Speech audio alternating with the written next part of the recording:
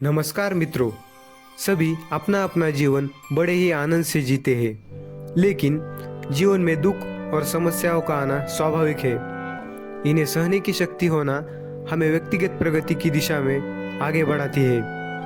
इन सभी कठिनाइयों और दुखों को पीछे छोड़कर सुखमय जीवन कैसे जिया जाता है, यही ऋषि वशिष्ठ बड़े ही नम्रता के साथ बताते हैं। एक समय की बात है जब ऋषि वशिष्ठ के आश्रम में एक युवक आया।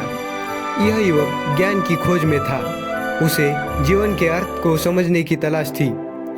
ऋषि वशिष्ठ ने युवक की भावनाओं को समझ लिया और ऋषि ने उस युवक को एक वृक्ष के पास जाने के लिए कहा। यह वृक्ष बड़ा ही भव्य था। उस वृक्ष का नाम अश्वत्थामा था। ऋषि ने वृक्ष की ओर इशारा किया और कहा, हे युवक, तुम्हें यह वृक्ष बहुत कुछ सिखाएगा। वृक्ष को देखते ही युवक ने ऋषि से पूछा, परंतु गुरुदेव, यह तो एक साधारण सा वृक्ष है। कैसे यह वृक्ष मुझे जीवन के रहस्यों का ज्ञान देगा? ऋषि वशिष्ठ ने मुस्कुराते हुए उत्तर दिया, बेटा देखो, यह वृक्ष कैसे बिना किसी संकोच के अपनी ऊंचाइयों की ओर बढ़ता है।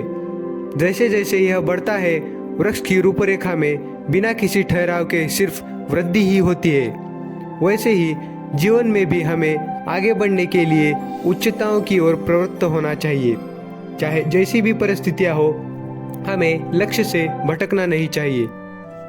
युवक ने ऋषि के शब्दों को बड़े ही गहराई के साथ समझ लिया और धन्यवाद गुरुदेव कहकर वहां से निकल गया। हमें जीवन भर यह ध्यान रखना चाहिए कि चिंता और डर हमें लक्ष्य की तरफ जाने से रोकते हैं, लेकिन सकारात्मकता हमें आगे बढ़ने में मदद करती है।